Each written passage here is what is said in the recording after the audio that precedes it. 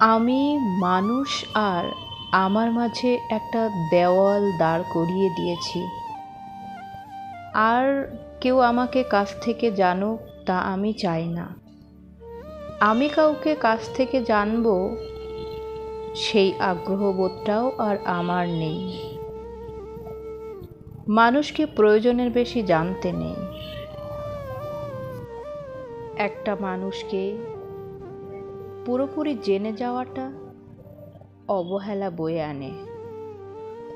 কথা ফুরিয়ে যায়, অজুহাত বাড়ে।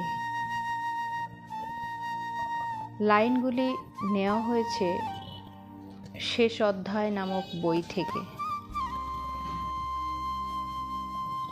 বইয়ের লেখক আশরাফ আহমেদ।